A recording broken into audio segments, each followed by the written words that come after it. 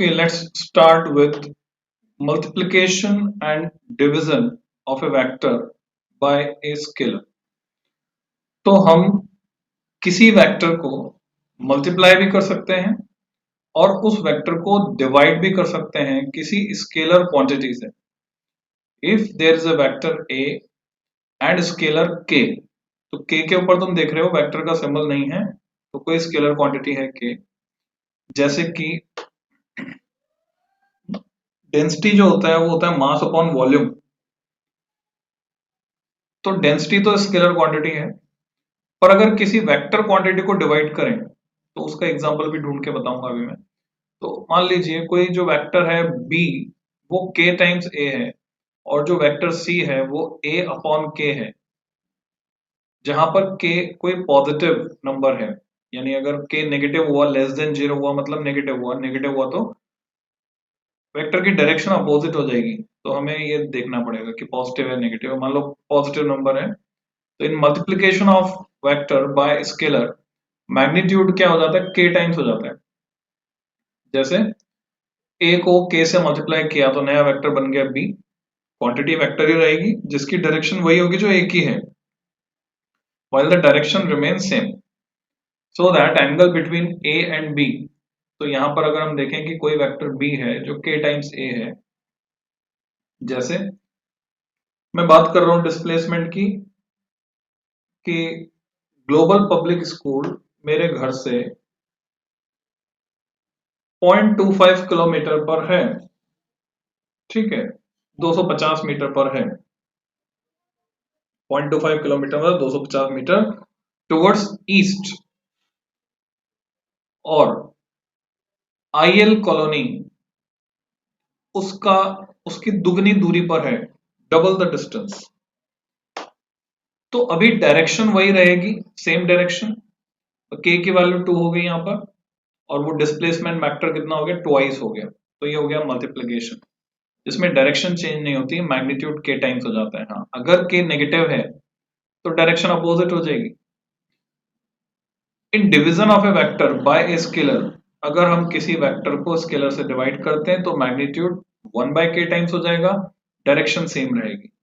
So that angle between a and c, vector a and vector c is also 0. दोनों same direction में होंगे provided k greater than 0 है. और k अगर less than 0 होगा तो डायरेक्शन अपोजिट हो जाएगी. फिर नेक्स्ट है scalar product of two vectors. दो वेक्टर को मल्टीप्लाई करने पर रिजल्टेंट क्वांटिटी अगर स्केलर आती है तो हम इसको स्केलर प्रोडक्ट के नाम से जानते हैं. स्केलर प्रोडक्ट और डॉट प्रोडक्ट भी इसको कहते हैं. Of two vectors is defined as the product of their magnitudes with cosine of the angle between them. तो उनके बीच के एंगल का कॉस थीटा वो लेना होता है, कॉस लेना होता है. thus if there are two vectors a and b having angle theta between them, then their scalar product उसको हम लिखते हैं a dot b equal to ab cos theta. जिसका एग्जांपल है वर्क. वर्क जो होता है फोर्स और डिस्प्लेसमेंट का डॉट प्रोडक्ट होता है एक्चुअल में, जहां पर f फोर्स है और s डिस्प्लेसमेंट है. क्या हुआ?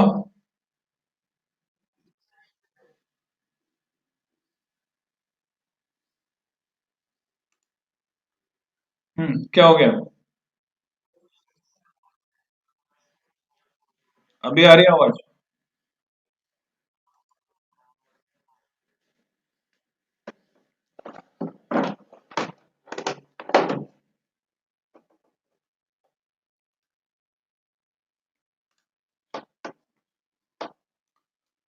अगर किसी वेक्टर a, जिसको मैंने दिखाया है यहाँ पर इस तरह से, ये है वेक्टर a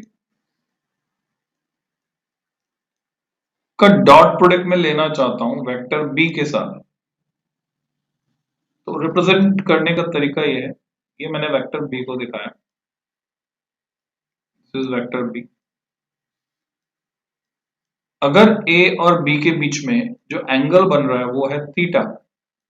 एक तो है ऑब्ट्यूस एंगल बड़ा वाला, एक है एक्यूट एंगल. तो ये एक्यूट एंगल अगर थीटा है तो वास्तव में a डॉट b होता है a का मैग्नीट्यूड b का मैग्नीट्यूड इंटू कॉस थीटा, ये इसका एक्सप्रेशन होता है। इसको मैं ऐसे भी कह सकता हूं, तो मैं लास्ट टर्न पे रिजोल्यूशन ऑफ ए वेक्टर सिखाया था, तो जिस डायरेक्शन के साथ एंगल थीटा बनता है उधर उसका कंपोनेंट कॉस थीटा में आता है। अगर मैं यहाँ पे तुमसे पूछूं बी का कंपोनेंट ए की डायरेक्शन में क्या है, तो तुम बोलोगे बी कॉस थीटा। अगर मैं पूछूं ए का कंपोनेंट बी की डायरेक्शन में कितना है, तो तुम बोलोगे a cos theta. Is it okay और नॉट, बताओ। तो वास्तव में डॉट प्रोडक्ट या स्केलर प्रोडक्ट क्या होता है, कोई एक वेक्टर, जैसे मैंने लिया वेक्टर ए, उसको मल्टीप्लाई कर देंगे दूसरे वेक्टर का कंपोनेंट उसकी डायरेक्शन में, यानी बी कॉस थीटा। या मैंने लिया वेक्टर बी और उसको मल्टीप्लाई कर देंगे दूसरा वेक्टर यानी ए का कंपोनेंट बी की डायरेक्शन में, that is A cos theta. और हम देख रहे हैं A B cos theta B A cos theta actual में है तो सेम। इसका मतलब स्केलर प्रोडक्ट या डॉट प्रोडक्ट नेचर में कम्यूटेटिव होता है। कम्यूटेटिव होने का मतलब अगर हम ऑर्डर रिवर्स कर दें तो इसका कोई फर्क नहीं पड़ेगा। यानी A dot B equal to B dot A. तो यही बात यहां पर समझाई गई है, की points. Dot product is always a scalar. अच्छा, यहाँ एग्जांपल जो दिया गया है तो उसमें हम जानते हैं फोर्स कैसी क्वांटिटी है, वेक्टर की स्केलर। बताओ फोर्स कैसी क्वांटिटी है, वेक्टर या स्केलर? हम्म, फोर्स वेक्टर, ऊपर एरो भी लगाया है। डिस्प्लेसमेंट कैसी क्वांटिटी है, वेक्टर या स्केलर?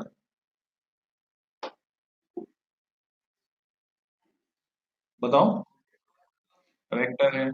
इन दोनों के बीच का डॉट प्रोडक्ट लिया मैंने, दो वेक्टर का स्केलर प्रोडक्ट या डॉट प्रोडक्ट। तो ये जो रिजल्टेंट क्वांटिटी है उसको हम वर्क के नाम से जानते हैं। फोर्स इनटू डिस्प्लेसमेंट वर्क तुमने सुना होगा। जैसे अगर ये कोई ब्लॉक है, इसका मास m है, इसको मैं मूव करता हूं, इसको डिस्प्लेस करता हूं s डिस्टेंस से फोर्स F लगाकर, तो ऐसा करने के लिए जो मुझे वर्क करना पड़ा, अगर फोर्स कांस्टेंट मैग्नीट्यूड का है तो मैंने वर्क किया Fs। पर अगर यही फोर्स डिस्प्लेसमेंट की डायरेक्शन में ना होकर, अभी डिस्प्लेसमेंट और फोर्स की डायरेक्शन सेम है यानी दोनों के बीच का एंगल 0 डिग्री है, अगर ये फोर्स डिस्प्लेसमेंट की डायरेक्शन में ना होकर कुछ एंगल पर काम करे, डिस्प्लेसमेंट और फोर्स के बीच में एंगल है थीटा, अब मुझे वर्क निकालने को कहा जाए तो एक्चुअल में फोर्स का वो कंपोनेंट जो डिस्प्लेसमेंट के परपेंडिकुलर है उसका कोई असर इधर होने वाला नहीं है, क्योंकि उसका कंपोनेंट इधर cos 90 जीरो हो जाएगा। सिर्फ फोर्स का वो कंपोनेंट जो डिस्प्लेसमेंट की डायरेक्शन में है, फोर्स का कंपोनेंट अगर डिस्प्लेसमेंट की डायरेक्शन में निकालो जैसे अभी ऊपर सिखाया, तो वो है F cos थीटा। तो F cos थीटा का रोल बच जाता है। तो F cos थीटा को अगर मैं डिस्प्लेसमेंट S से मल्टीप्लाई करता हूं तो मुझे मिलता है Fs cos थीटा। और Fs cos थीटा को मैं क्या लिख सकता हूं, मैं लिख सकता हूं dot product of F and S। तो इस तरह से वर्क डन जो है एक्चुअल में dot product of force and displacement होता है। तो वर्क कैसी क्वांटिटी है, वेक्टर या स्केलर? बताओ। हाँ, ऊपर एरो भी नहीं लगाया इसलिए हमने। तो वर्क स्केलर है। हालांकि फोर्स और डिस्प्लेसमेंट दोनों वेक्टर हैं, पर उनका जो प्रोडक्ट है, जब दोनों को मल्टीप्लाई किया तो रिजल्टेंट क्वांटिटी हमें स्केलर मिल रही है। ऐसे ही हम आगे सीखेंगे पावर, जो कि एक स्केलर क्वांटिटी है, वो स्केलर प्रोडक्ट होता है फोर्स का वेलोसिटी के साथ, यानी dot product of force and velocity is power. तो ऐसे और भी एग्जांपल्स आगे हमको मिलेंगे। Dot product is always a scalar which is positive if angle between vectors is acute, अगर angle less than 90 है, and negative if angle between them is obtuse, angle अगर 90 से बड़ा हो जाए तो उस केस में cos थीटा, जैसे cos 120, एंगल अगर 120 हो गया तो cos 120 हम जानते हैं कितना होता है, डिस्प्लेसमेंट तो इधर हो रहा है, फोर्स लग रहा है इधर 120 डिग्री एंगल पर। तो हम जानते हैं एक्चुअल में ऑब्जेक्ट उधर नहीं जाएगा, जब फोर्स इधर लग रहा है तो ऑब्जेक्ट उधर ही जाएगा, तो डिस्प्लेसमेंट का अपोजिट वेक्टर आएगा, यानी वर्क डन नेगेटिव होगा, क्योंकि फोर्स का कंपोनेंट F cos 120 नेगेटिव आ जाएगा, क्योंकि फोर्स का वो कंपोनेंट इधर काम करेगा, एक्चुअल में अपोजिट डायरेक्शन में काम करेगा। ऐसा होता है फ्रिक्शन के केस में, फ्रिक्शन का फोर्स अपोजिट डायरेक्शन में लगता है डिस्प्लेसमेंट के, तो जब भी फोर्स डिस्प्लेसमेंट के अपोजिट डायरेक्शन में होता है वर्क डन नेगेटिव हो जाता है। तो अगर एंगल हुआ ऑब्ट्यूज, तो फॉर्मूले से भी हम देख सकते हैं ए बी कॉस थीटा से work done will be negative. Dot product is commutative, A dot B equal to B dot A. Dot product is distributive, distributive law को भी फॉलो करता है, यानी A dot B plus C अगर मैं calculate कर रहा हूं तो वो बराबर होगा ए का बी के साथ डॉट प्रोडक्ट यानी A dot B plus A का सी के साथ डॉट प्रोडक्ट यानी A dot C. A dot B plus A dot C के बराबर होगा। डेफिनेशन के हिसाब से जैसा हम जानते हैं A dot B A B cos theta होता है, तो अगर हमें जरूरत पड़े, एंगल नहीं दिया हुआ हो, एंगल नहीं दिया हुआ है, और अगर हम एंगल निकालना चाहते हैं ए और बी के बीच का, पर डॉट प्रोडक्ट हम जानते हैं, डॉट प्रोडक्ट दिया हुआ है, तो हम यहाँ से cos थीटा को अननोन मानकर निकाल सकते हैं। cos थीटा हो जाएगा a dot B upon A B, theta हो जाएगा cos inverse a dot B upon A B. तो डॉट प्रोडक्ट का इस्तेमाल हम दो वेक्टर्स के बीच का एंगल पता करने के लिए भी करते हैं, और अगर ये एंगल 90 डिग्री हो जाए तो हम जानते हैं cos 90 जीरो होता है, तो डॉट प्रोडक्ट जीरो हो जाएगा, तो उसका कन्वर्स भी ट्रू है। अगर दो वेक्टर्स का डॉट प्रोडक्ट जीरो होता है तो वो एक दूसरे के परपेंडिकुलर होते हैं, या किन्हीं दो परपेंडिकुलर वेक्टर्स के का डॉट प्रोडक्ट जो होगा वो जीरो होगा। कैसे? Is quite simple to understand. Force लग रहा है वर्टिकल डायरेक्शन में, डिस्प्लेसमेंट हो रहा है हॉरिजॉन्टल डायरेक्शन में, दोनों के बीच का जो एंगल है वो 90 डिग्री है। अभी मैं वर्क डन निकालना चाहता हूं तो मैं फोर्स का कंपोनेंट डिस्प्लेसमेंट की डायरेक्शन में लूंगा, वो कंपोनेंट बनेगा F cos 90 और उसको मैं डिस्प्लेसमेंट से मल्टीप्लाई करूंगा वर्क डन पता करने के लिए। तो cos 90 जीरो हो गया, पूरी टर्म जीरो हो गई। Scalar product of two vectors will B maximum जब cos थीटा मैक्सिमम यानी 1 के बराबर होगा, थीटा 0 डिग्री होगा। तो फोर्स अगर डिस्प्लेसमेंट की ही डायरेक्शन में काम करे तो वर्क डन मैक्सिमम होगा। वेक्टर्स होंगे पैरेलल, तो पैरेलल वेक्टर्स का डॉट प्रोडक्ट उनके अलजेब्रिक प्रोडक्ट के बराबर होता है। ए डॉट बी मैक्सिमम अगर वो पैरेलल हैं तो ए बी के बराबर होगा। Scalar product of two vectors will be zero when cos theta is zero, that is theta equal to 90 degree. तो ए डॉट बी अगर जीरो है, scalar product of two non zero vectors is zero, जबकि A और B में से कोई भी zero नहीं है, बावजूद इसके ए डॉट बी जीरो आ रहा है, निश्चित रूप से उनके बीच का एंगल क्या है, 90 डिग्री है, तो हम बोलेंगे वेक्टर्स आर ऑर्थोगोनल और परपेंडिकुलर टू ईच अदर। फिर हम जानते हैं यूनिट वेक्टर्स आई कैप, जे कैप और के कैप एक दूसरे के परपेंडिकुलर होते हैं। तो in case of orthogonal unit vectors, i और जे का प्रोडक्ट लो, के का लो, किसी का भी आई जे एंड के का, जैसे I dot J, J dot के डॉट आई, तो मैग्नीट्यूड तो इनका सबका 1 है, तो 1 इंटू कॉस 90 आएगा, और कॉस 90 जीरो होता है, इसलिए किन्हीं दो यूनिट वेक्टर्स का डॉट प्रोडक्ट जो कि बेस वेक्टर्स हैं I cap, J cap, K cap, वो जीरो हमको मिलता है। Scalar product of a vector by itself, खुद के साथ अगर स्केलर प्रोडक्ट लेंगे, is termed as self dot product and is given by, तो स्क्वायर हो जाता है।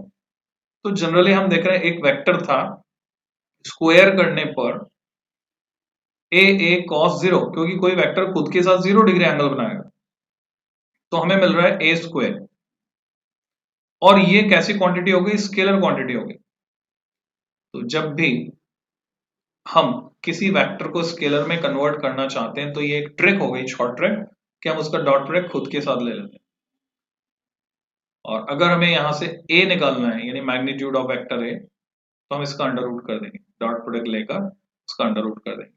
तो ये एक शॉर्ट ट्रिक है। यूनिट वेक्टर के केस में मान लो कोई यूनिट वेक्टर है एन कैप, हम जानते हैं उसका मैग्नीट्यूड 1 है, तो एन डॉट एन अगर निकालेंगे तो वो 1 ही आएगा, क्योंकि कोई वेक्टर खुद के साथ 0 डिग्री एंगल बनाए।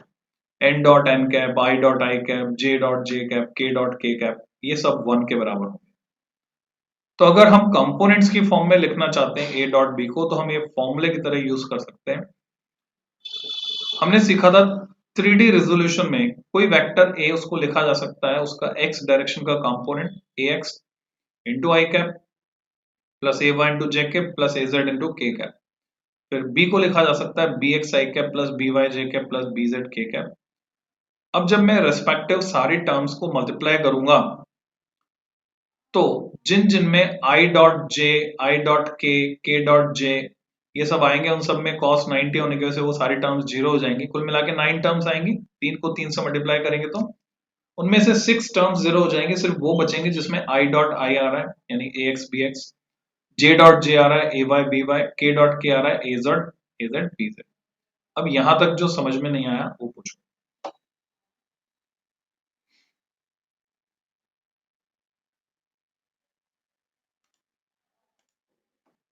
पूछ लो क्या समझ में नहीं आया। ये फॉर्मूला आ गया या एक्सपांड करके बताऊं उसको? आ गया, okay. Projection of A on B, हमें किसी वेक्टर ए का प्रोजेक्शन बी पर लेना है। प्रोजेक्शन मैंने समझाया था, जैसे लाइट डाल रहे हो तो उसकी जो छाया पड़ती है उसी को हम कहते हैं प्रोजेक्शन। तो in scalar form projection of A on b को हम कह सकते हैं ए कॉस थीटा, यानी इसकी जो छाया इधर पड़ेगी उसकी लंबाई कितनी होगी, ए कॉस थीटा।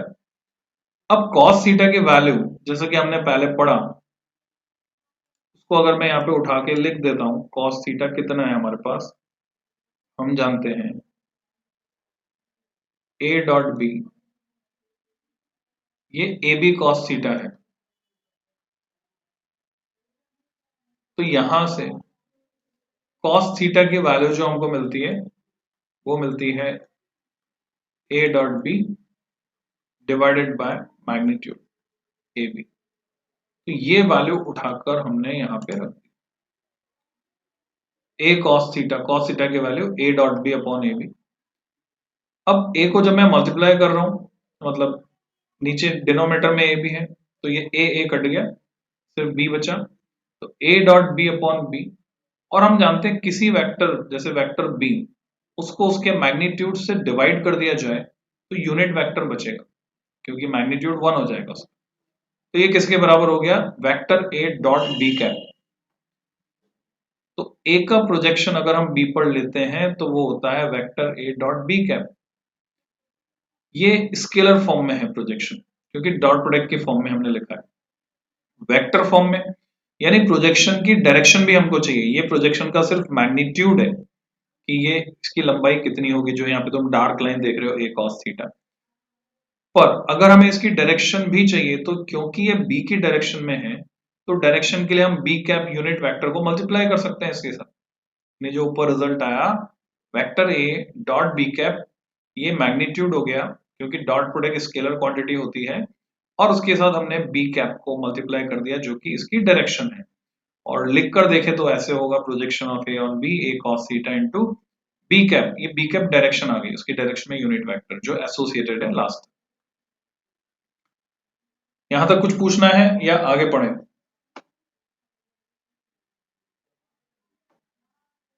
क्या कहते हो? हाँ,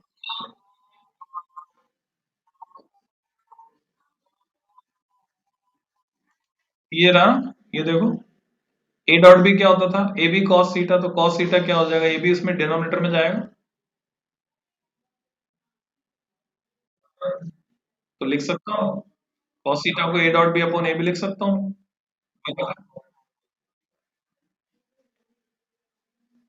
तो question is, can scalar product be ever negative, क्या कभी नेगेटिव हो सकता है scalar product? Answer is yes. कब? जब थीटा ऑब्ट्यूज हो जाएगा ग्रेटर देन 90, क्योंकि all silver T cups 4 quadrant में हम बांट कर देखें तो सेकंड क्वाड्रेंट में कॉस थीटा नेगेटिव होता है, साइन पॉजिटिव होता है। दूसरे एग्जांपल, वेक्टर ए दिया हुआ है उसके कंपोनेंट फॉर्म में 4i cap plus N J cap minus 2 K cap, vector B भी दिया हुआ उसके कंपोनेंट फॉर्म में, तो हमें n जो कि अननोन है, n हमें नहीं पता, n is the unknown, n की ऐसी वैल्यू निकालनी है जिससे कि a b के परपेंडिकुलर हो जाए। हम जानते हैं a अगर b के परपेंडिकुलर होगा तो इनका डॉट प्रोडक्ट कितना होगा, जीरो होगा। Dot product of two mutually perpendicular vectors is zero, a dot b equal to zero. तो मैं क्या करता हूं, इन दोनों का डॉट प्रोडक्ट लेकर जीरो रख देता हूं। तो 4i plus N J minus two K cap, ये कौन सा फॉर्मेट है जो अभी मैंने फॉर्मूला फॉर्मेट दिखाया था तुमको, ये वाला फॉर्मेट है। a dot B equal to A X I cap plus, इनके बीच में डॉट प्रोडक्ट लिया तो ये फॉर्मूला लग जाता है, ए x b x plus A y b Y plus A Z B Z. तो बिल्कुल उसी पैटर्न में हमने इसको सॉल्व किया। ए एक्स बी एक्स यानी 4 into 2, ये आ गया। N into three minus two into K का मल्टीपल जो है वो 1 है, तो minus two into one. So what we get? 4 to the 8 plus 3n minus 2 equal to 0, 3n equal to minus 6 और n equal to minus 2, ऐसे हम calculate कर सकते हैं। फिर तुम्हें दिया हुआ है तीन वेक्टर्स हैं a b एंड c, वो इस तरह से हैं कि a है b प्लस सी के बराबर, जैसे ट्राइंगल बनाते थे हम, ट्राइंगल लॉ, a है b प्लस सी के बराबर और उनके मैग्नीट्यूड्स का जो रेशियो है a b और c का, a is to b is to c हो दिया 5 to 4 to 3। Find the angle between vector a and c। इस तरह के कई सवाल मिलेंगे जिसमें तुम्हें दिमाग लगाना पड़ेगा, और बेसिक कंसेप्ट अगर क्लियर है तो तुम रिजल्ट निकाल पाओगे। तो क्या दिया हुआ है हमको, a equal to b plus c, तो यहां से हम क्या लिख सकते हैं, a minus c equal to b, ऐसा लिख सकते हैं। सी को उधर ले आए। अब हम क्या करते हैं, सेल्फ डॉट प्रोडक्ट ले लेते हैं दोनों तरफ। नहीं, a माइनस सी का a माइनस सी के साथ, b का b के साथ डॉट प्रोडक्ट ले लिया। तो इधर तो मिला हमको a square plus C square minus two A dot C, क्योंकि एक बार मिलेगा ए डॉट सी माइनस का, दूसरी बार मिलेगा माइनस सी डॉट ए। अब ए डॉट सी और सी डॉट ए एक ही बात होती है क्योंकि कम्यूटेटिव है डॉट प्रोडक्ट। दूसरी साइड बी स्क्वायर मिलेगा। Now let angle between a and c, माना कि वो थीटा है, तो a square plus C square minus two A dot c, यहाँ पर ए और सी के बीच का एंगल अगर थीटा है तो डॉट प्रोडक्ट ओपन करता हूं मैं, two A C cos theta मुझे मिलता है, बी स्क्वायर के बराबर आता है। अब यहां से cos थीटा की वैल्यू हम निकाल लेते हैं और फिर वहां से हम थीटा की वैल्यू निकाल लेते हैं। ए बी और सी का रेशियो हमको दिया हुआ है कि ए और बी और सी किसमें, 5 to 4 to 3, मैग्नीट्यूड इस रेशियो में है। तो एक्चुअल में हमने मान लो प्रोपोर्शनल रिलेशनशिप ली भी सही, तो वो जो कांस्टेंट आएगा वो कट जाएगा ऊपर नीचे, जो यहाँ नहीं दिखाया है कैलकुलेशन में। एक्चुअल में रेशियो दिया है तो डायरेक्टली वैल्यू की फॉर्म में नहीं लिख सकते थे कि ए की जगह 5 लिख दें, उसकी जगह हम लिख सकते थे 5 टाइम्स, मान लो कोई कांस्टेंट हम ले लेते हैं के, तो 5 के लिख सकते थे या 3 के लिख सकते थे या 4 के लिख सकते थे, तो वो स्क्वायर आता के का ऊपर। तो नीचे भी ए की जगह लिखना होता 5 के, सी की जगह लिखना होता 3 के, तो के का स्क्वायर नीचे आता, ऊपर वाले के स्क्वायर से नीचे वाला के स्क्वायर कट जाता, इसलिए अल्टीमेटली आ तो यही जाएगा cos इनवर्स 3/5। फिर इसको निकालने का तरीका मैंने तुम्हें सिखाया था, ट्राइंगल बनाकर याद दिलाता हूं। 53 डिग्री कैसे आया, cos इनवर्स 3/5। तो अगर हम 3 4 5 का ट्रिपलेट लेते हैं, याद है, आ गया याद, या याद दिलाऊं, this is 3 suppose, this is 4, this is 5, तो ये थीटा है। अगर छोटी साइड के सामने वाला एंगल छोटा, 37, 53, याद आ गया, 90, क्या कहते हो। तो यहां से हम देख रहे हैं हमें निकालना है cos इनवर्स 3/5। तो cos इनवर्स 3/5, cos या sin इनवर्स, देखता हूं एक मिनट वापस, cos इनवर्स 3/5। तो cos इनवर्स 3/5 कितना होगा, अगर मैं यहां से cos 53 लिखता हूं, तो cos 53 डिग्री मुझे मिलता है बेस, ये बेस है 3 अभी, अपॉन हाइपोटेन्यूस ये 5, 3/5, तो 53 डिग्री मुझे मिल जाता है cos इनवर्स 3/5, यानी cos इनवर्स 3/5 को मैं लिख सकता हूं 53 डिग्री। दूसरा तरीका भी बताया है, ऑप्शनल मेथड, क्योंकि 5 स्क्वायर 4 स्क्वायर प्लस 3 स्क्वायर के बराबर है, ये ट्रिपलेट बन रहा है 5 4 3 का, तो vector a b and c with a equal to b plus c, तो अगर वो ट्राइंगल में बनाता हूं, make a triangle with angle between b and c as 90 degree, जो मैंने ऑलरेडी बनाया है यहाँ पर, तो इनको आप रेस्पेक्टिवली ए बी सी ले सकते हो, और इसके रेफरेंस में भी समझ सकते हो कि वो cos थीटा 3/5 आ जाएगा, जो कि 53 डिग्री हो।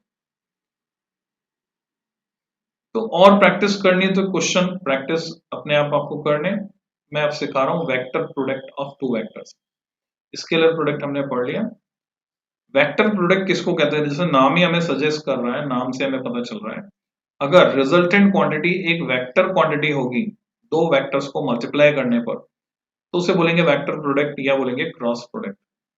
द वेक्टर प्रोडक्ट और cross product of two vectors is defined as a vector having magnitude equal to the product of their magnitudes with a sign of angle between them। पिछली बार cosine आया था cos theta, इस बार आया sign. Dot product में cosine होता है, result scalar होता है, क्रॉस प्रोडक्ट में साइन होता है, रिजल्ट वेक्टर होता है, and its direction is perpendicular to the plane containing both the vectors according to right hand screw rule और right hand thumb rule। उससे हम डायरेक्शन निकाल सकते हैं, क्योंकि वेक्टर प्रोडक्ट में रिजल्टेंट वेक्टर आ रहा है तो उसमें डायरेक्शन होगी। डायरेक्शन के लिए हम राइट हैंड थंब रूल लगाते हैं, वो कैसे भी समझाता हूं। अगर ए और बी दो वेक्टर्स हैं तो उनका वेक्टर प्रोडक्ट, उसको हम ए क्रॉस बी ऐसे लिखते हैं। पिछली बार हमने यहाँ क्रॉस की जगह डॉट लगाया था, अब की बार क्रॉस यानी मल्टीप्लीकेशन का सिंबल, इसको पढ़ते हैं क्रॉस। वो वेक्टर सी के बराबर होगा जहां पर सी होगा ए क्रॉस बी। ए क्रॉस बी को अगर ओपन करेंगे तो उसका मतलब होता है ए बी साइन थीटा, ए और बी के बीच का एंगल थीटा है तो उसका sine A B sine theta. साथ में डायरेक्शन के लिए एक यूनिट वेक्टर आता है एन कैप, जो इस डायग्राम में तुम देख रहे हो। अगर हाथ को ऐसे घुमाओ ए से बी की तरफ, ए से बी की तरफ ए क्रॉस बी निकालना है, तो ए से बी की तरफ घुमाओगे तो अंगूठा जिधर इंडिकेट कर रहा है वो एन कैप की डायरेक्शन है, ए क्रॉस बी। या फिर राइट हैंडेड स्क्रू रूल हम लगा सकते हैं, नल को बंद करना, नल को चालू करना, या किसी स्क्रू को टाइट करना या ढीला करना।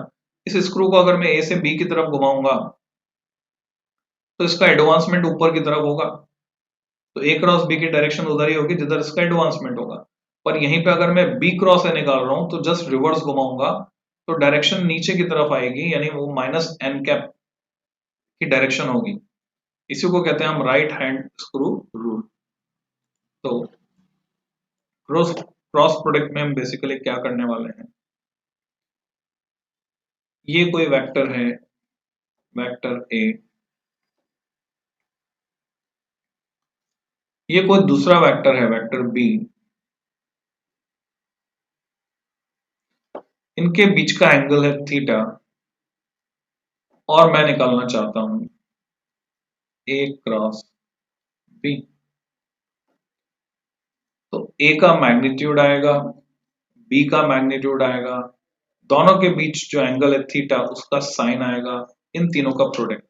ये तो क्रॉस प्रोडक्ट का मैग्नीट्यूड हुआ, पर ये एक वेक्टर क्वांटिटी है, इसमें एक डायरेक्शन है और वो डायरेक्शन होगी perpendicular to the plane of a and b. A और बी का प्लेन यानी इस पेपर का प्लेन, उसके परपेंडिकुलर, जिसको मैं ऐसे दिखा सकता हूं बाहर की तरफ स्क्रीन से, क्योंकि ए को बी की तरफ घुमाऊंगा, तो ए को बी की तरफ अगर मैं घुमा रहा हूं तो स्क्रीन से बाहर की तरफ, तो एक यूनिट वेक्टर में मान लेता हूं उस डायरेक्शन में अगर एन कैप है, तो उस एन कैप को यहां मल्टीप्लाई करके डायरेक्शन को रिप्रेजेंट किया जाता है। इसका उल्टा अगर हम देखें, यानी बी क्रॉस ए अगर मुझे निकालना है, ये वेक्टर ए है, ये वेक्टर बी है, दोनों के बीच में एंगल है थीटा, और अब मैं बी क्रॉस ए निकालना चाहता हूं, बी क्रॉस ए। तो बी का मैग्नीट्यूड यानी बी, ए का मैग्नीट्यूड यानी ए, दोनों के बीच के एंगल का साइन यानी साइन थीटा। अब यहां तक तो इसका मैग्नीट्यूड है, अब डायरेक्शन भी एसोसिएट करनी है, इसकी डायरेक्शन किधर से किधर होगी। तो ध्यान से देखो, अब की बार बी को ए की तरफ घुमाना है, इस एरो से देखो, बी को ए की तरफ घुमाना है। पिछली बार ए को बी की तरफ घुमाया था, तो अपना राइट हैंड लेकर बी को ए की तरफ घुमाओ, अंगूठा जो इंडिकेट करेगा इनवर्ड्स, उसको मैं यहाँ पे दिखा सकता हूँ क्रॉस से। ये डॉट और क्रॉस का कन्वेंशन क्या है? किसी एरो को, डार्ट गेम अगर तुम खेले हो तो तुम्हें पता होगा, आगे की तरफ से किसी एरो को देखते हो तो उसका पॉइंटेड टिप दिखेगा और कोन शेप होता है, कोन, उसका सर्कल दिखेगा। पीछे एरो पर बैलेंसिंग के लिए फिन्स या पंख लगे होते हैं। तो पीछे से जब हम देखते हैं एरो को, किसी तीर को, बाण को, तो हमें क्रॉस नजर आता है। तो यहां पर एरो इनवर्ड से अंदर की तरफ जा रहा है तो क्रॉस। अब जब मैं एन कैप को बाहर की तरफ ले रहा हूं तो अंदर की तरफ जो यूनिट वेक्टर होगा वो होगा माइनस एन कैप। तो इसकी डायरेक्शन आएगी माइनस एन कैप। इसका मतलब क्या मैं ए क्रॉस बी को बी क्रॉस ए के बराबर लिख सकता हूं? जवाब तुम्हें देना है। Is it okay to write like this और not? It is not okay. हाँ, नहीं लिख सकता क्योंकि ये दोनों बराबर नहीं है। हाँ, अगर मैं यहाँ पर मैग्नीट्यूड लगा दूं, मॉडुलस, तो बराबर है। मैग्नीट्यूड दोनों का बराबर है, ए बी साइन थीटा और B A sine theta. But जैसे ही मैं मैग्नीट्यूड हटा दूंगा तो अब मैं बराबर नहीं लिख सकता, दीज आर नॉट इक्वल। दोनों मैग्नीट्यूड में इक्वल है, डायरेक्शन में अपोजिट है। तो ये क्रॉस प्रोडक्ट है।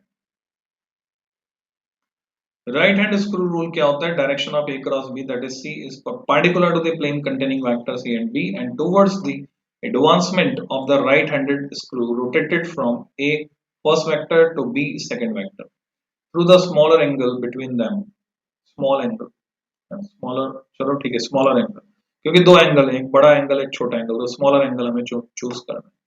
Thus, if a right-handed screw whose axis is perpendicular to the plane formed by A and B is rotated, उसे घुमाया जाता है from A to B through the smaller angle between them, then the direction of advancement of the screw gives the direction of A cross B. ये simple सा। जब भी तुम्हें गाड़ी के नट बोल्ट खोलने, मान लो क्यों खोलने, टायर पंचर हो गया, टायर निकालना है गाड़ी में, कई लोग तो कंफ्यूज रहते हैं, उल्टा घुमाते हैं, टाइट कर देते हैं खोलने की बजाय।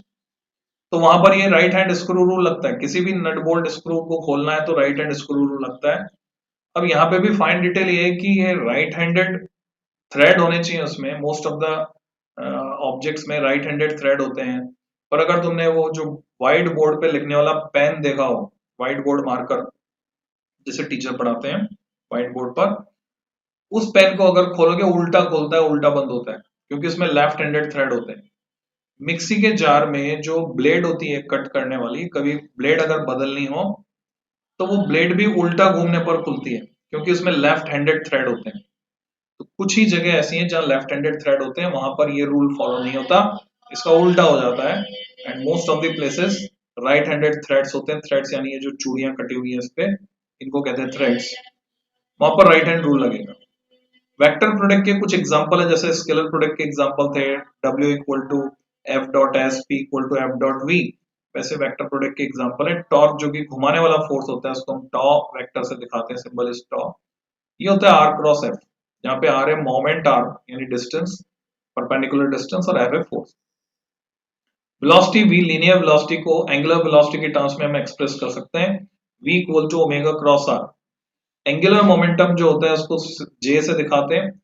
एंगुलर मोमेंटम हम पढ़ेंगे रोटेशनल क्वांटिटीज में, जैसे linear momentum p equal to M भी होता है, मास इनटू वेलोसिटी का प्रोडक्ट। वैसे एंगुलर मोमेंटम होता है, मास की जगह आ जाता है मोमेंट ऑफ इनर्शिया i, और v वेलोसिटी की जगह एंगुलर वेलोसिटी ओमेगा आ जाती है, i ओमेगा के बराबर होता है। ये होता है r क्रॉस p, यानी लीनियर मोमेंटम p का मोमेंट, उसको r से, मोमेंट आर्म से मल्टीप्लाई कर दिया डिस्टेंस से। Acceleration a, linear acceleration, alpha angular acceleration. तो लीनियर एक्सेलरेशन को हम एंगुलर एक्सेलरेशन की टर्म्स में एक्सप्रेस कर सकते हैं, equal to alpha cross R. अभी तुम नहीं जानते तो ऐसे मान लो, ऐसे कुछ क्वांटिटीज होती हैं। तो हम देख रहे हैं रिजल्टेंट क्वांटिटी वेक्टर है, और जो जिन दो क्वांटिटीज के बीच प्रोडक्ट ले रहे हैं वो भी वेक्टर है। R A position vector, F P omega and alpha R force, linear momentum, angular velocity and angular acceleration respectively. अब यहां पर हमें समझाया गया है कि vector product of two vectors का ज्योमेट्रिकल मीनिंग क्या है, यानी ज्योमेट्रिकली ये किस तरह से होता है। Consider two vectors A and B, ये ले लिया हमने, ओपी जो कि ए के बराबर है, OQ जो कि B के बराबर है, represented by OP and OQ and angle POQ is theta, ये एंगल थीटा है। कंप्लीट द पैरेललोग्राम OPRQ, इसको पूरा पैरेललोग्राम कंप्लीट किया हमने। Join P with Q, P को Q से जोड़ दिया यानी डायगोनल। हियर OP किसके बराबर है? OP A के बराबर है, OQ B के बराबर है। अब QN एक परपेंडिकुलर ड्रॉप किया हमने Q से OP के ऊपर, N is the foot of perpendicular. यहां पर मैग्नीट्यूड निकालना हमें cross product of A and B, तो A क्रॉस B होता है AB sin थीटा, तो A की जगह मैं OP लिख सकता हूं, B की जगह मैं OQ लिख सकता हूं sin थीटा, ऐसा कैसा आ गया? तो OP OQ sin theta, OQ sin theta अगर यहां पर हम देखें OQ sin थीटा, तो OQ sin थीटा NQ के बराबर है। NQ is nothing but OQ sin theta. कैसे?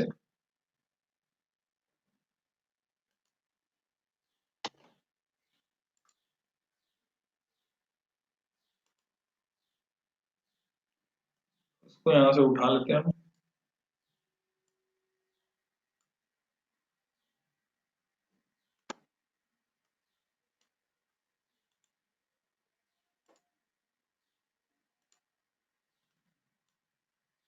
इस डायग्राम के रेफरेंस में हम समझ लेते हैं। हमने क्या किया यहां पर, हमारे पास था वेक्टर ए जो OP से रिप्रेजेंटेड था, दूसरा था वेक्टर बी जो OQ से रिप्रेजेंटेड था, दोनों के बीच का एंगल था थीटा। एक्स्ट्रा हमने कंस्ट्रक्शन ये किया कि OQ के पैरेलल PR को खींचा और OP के पैरेलल QR को खींचकर ये point of intersection R locate करके पैरेललोग्राम कंप्लीट किया। देन हमने डायगोनल PQ बनाया, फिर हमने परपेंडिकुलर ड्रॉप किया Q से, परपेंडिकुलर का फुट मिला N पर। अगर ट्रायंगल ONQ में मैं साइन थीटा लिखता हूं, ONQ में साइन थीटा, तो साइन थीटा होता है परपेंडिकुलर QN अपॉन हाइपोटेन्यूज, तो मैं इसको लिख सकता हूं QN अपॉन हाइपोटेन्यूज B के बराबर है, OQ इज B, तो QN की वैल्यू मुझे मिलती है B साइन थीटा। तो यहां पर हमने क्या किया है, ये जो OQ साइन थीटा है यानी B sine theta, OQ is basically B sine theta, उसको क्या लिख दिया? QN या NQ लिख।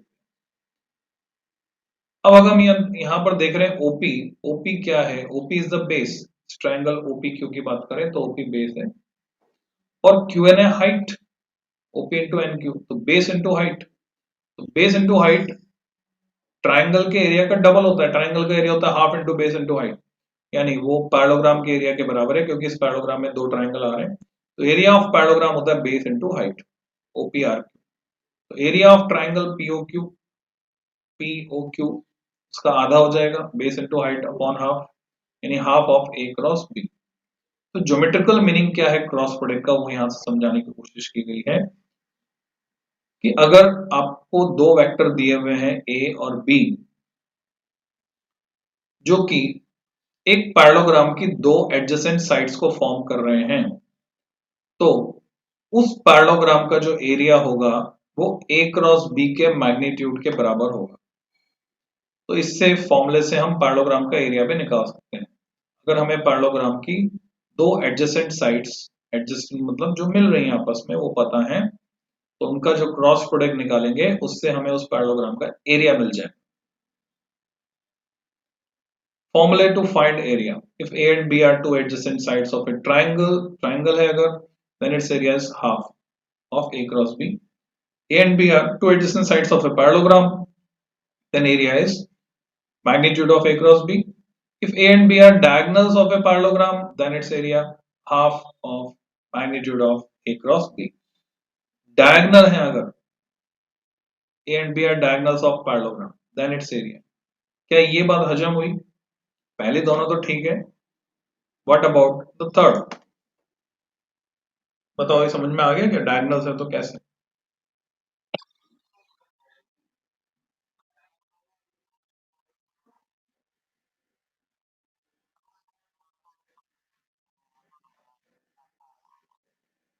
नहीं, डायगनल से कैसे आएगा?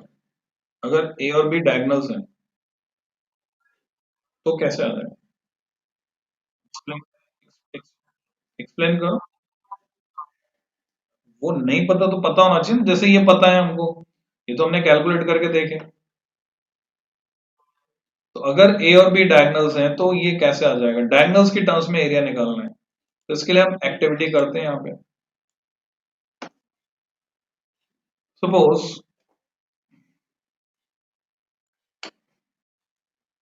एक डायगोनल तो हमें दिख ही रहा है, पी क्यू, ठीक है। इसको मैं बोलता हूं D1, और इसकी डायरेक्शन में इधर ले ले रहा हूं। दूसरा डायगोनल OR मैंने बना दिया,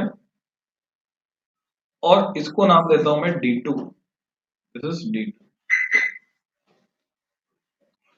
तो अगर मैं डायगोनल्स की टर्म्स में एक्सप्रेस कर पाऊं किसको, ए और बी को, यानी OP और OQ को, अभी ए और बी भूल जाओ, वहां ए और बी बोला है डायगोनल्स को, मैं D1 D2 के टर्म्स में एक्सप्रेस कर रहा हूं। तो देखो, क्या मैं OP प्लस PR को D2 लिख सकता हूं? OP plus PR triangle law से D2 लिख सकता हूं या नहीं लिख सकता? इसी तरह से OP प्लस D1 को OQ लिख सकता हूं। OP plus D1 equal to OQ। ये हो गया OP, ये D1 है, दोनों सेम ओरिएंटेशन में, और ये हो गया OQ अपोजिट ओरिएंटेशन में ट्रायंगल लॉ से। तो यहां से अगर मैं अगली स्टेप में D1 की टर्म्स में इसको लिखूं, तो D1 मुझे क्या मिल रहा है? D1 मुझे मिल रहा है OQ माइनस OP, और D2 मुझे क्या मिला है? D2 मुझे मिला है ये जो PR है, PR किसके बराबर है? PR OQ के बराबर है, पैरेलल एंड इक्वल, क्योंकि PR तो OQ के बराबर है। तो मैं क्या करता हूं, PR की जगह OQ लिख सकता हूं, OQ को मैं पहले लिख देता हूं, OQ प्लस OP। अब मेरे पास D1 D2 दोनों है। अब मैं क्या चाहता हूं कि मुझे OP और OQ की वैल्यू मिल जाए, क्योंकि A और B के टर्म्स में मेरे पास फॉर्मूला क्या है, इस ट्रायंगल का एरिया कितना है, सॉरी ट्रायंगल नहीं, पैरेललोग्राम का। यार ये मुझे पता है, एरिया ऑफ पैरेललोग्राम वो कितना है, magnitude of A cross B है कि नहीं है, बताओ। सीखा भी हमने। अच्छा, OQ किसके बराबर है? B के बराबर है। OP A के बराबर है, तो मैं OQ की जगह क्या लिख सकता हूँ? B minus A। नीचे क्या लिख सकता हूँ? B प्लस A, ऐसे लिख सकता हूँ। अब मैं क्या चाहता हूँ, A और B की वैल्यू निकालना चाहता हूँ, तो मैं इसको इक्वेशन 1 कहता हूँ, इसको 2 कहता हूँ, मैं दोनों को जोड़ देता हूँ। 1 + 2, तो मुझे क्या मिला? मुझे मिलता है A माइनस ए कट गया, 2B equal to D1 plus D2, ये मुझे मिला। तो यहां से वेक्टर B मुझे मिलता है D1 प्लस D2/2।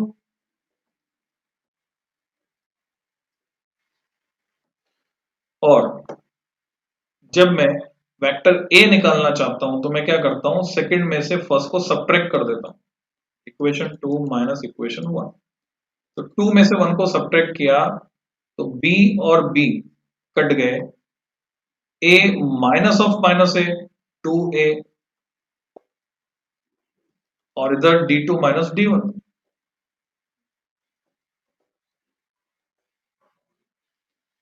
तो यहां से मुझे A की वैल्यू मिल गई D2 minus D1/2।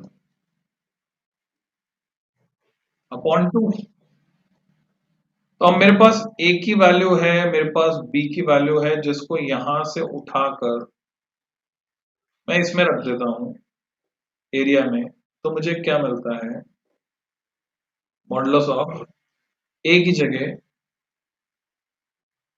d2 minus d1 upon 2 cross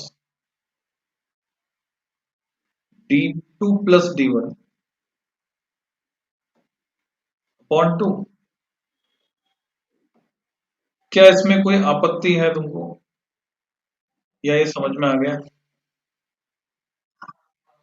अगर ये समझ में आ गया तुमको, तो क्या d2 minus d1, d2 minus d1 कहाँ रहा, d2 माइनस d1 किसके बराबर है, d2 minus d1, d2 minus d1 upon 2 a के बराबर है, ठीक है। और d1 plus d2 by 2 b के बराबर है, तो वास्तव में हमने उसको ही लिखा है। तो अब मैं जानना चाहता हूं, क्या तुम इस स्टेटमेंट से सहमत हो, a and b are diagonals, a और बी अगर डायगनल्स हैं तो उसका area half of A cross b होगा। Is it okay? कैसे? मैं तो सहमत नहीं हूं इससे। जब मैंने यहां पर प्रूव किया तो डायगनल तो d1 d2 थे, ठीक है। अगर मैं ए और बी को डायगनल मान रहा हूं तो एक्सप्रेशन क्या आना चाहिए, एक्सप्रेशन आना चाहिए ये, चलो हाफ मैंने कॉमन ले लिया, ए और बी डायगनल मान रहा हूं, तो मुझे मिलना चाहिए B minus A cross B plus ए, अगर ए और बी डायगनल है तो ये मिलना चाहिए। अच्छा, अगर मैं इसको सॉल्व करूं आगे, B minus A cross B plus ए, तो क्या ए क्रॉस बी आएगा? सवाल ही नहीं उठता, नहीं आएगा। जैसे बी क्रॉस बी, अच्छा चेक करते हैं शायद आ जाएगा। B cross B is how much, किसी वेक्टर का खुद के साथ क्रॉस प्रोडक्ट जीरो, क्योंकि वो उसके साथ एंगल जीरो बनाएगा, साइन जीरो इज जीरो, तो B cross B is zero. मैंने बी को बी से मल्टीप्लाई किया, फिर इस बी को मैं इसे ए से मल्टीप्लाई करता हूँ, बी क्रॉस ए, तो आया साथ में प्लस बी क्रॉस ए, फिर क्या आया, माइनस ए क्रॉस बी, फिर आया माइनस ए क्रॉस बी, फिर क्या आया, minus A cross A, A cross ए फिर से जीरो, उसका मैग्नीट्यूड। तो अब मैं क्या देख रहा हूं, B cross A minus A cross B, हम जानते हैं ये दोनों एक दूसरे के अपोजिट होते हैं। ए क्रॉस बी को मैं माइनस बी क्रॉस ए भी लिख सकता हूं, या बी क्रॉस ए को मैं माइनस ए क्रॉस बी भी लिख सकता हूं। तो यहां पर ये मुझे मिलता है twice of B cross A, twice of B cross A. तो देखा जाए तो ये टू टू तो कट गया, तो अगर ए और बी डायगोनल हैं तो मुझे मिल रहा है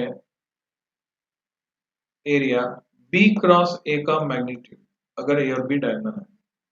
अब क्या कहते हो, ये सही है, वो सही था, क्या सही है?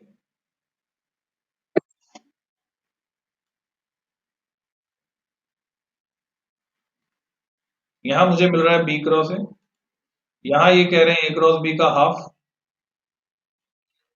और डायगोनल D1 D2 मानकर मैंने ये रिजल्ट निकाला इन टर्म्स ऑफ डायगोनल्स।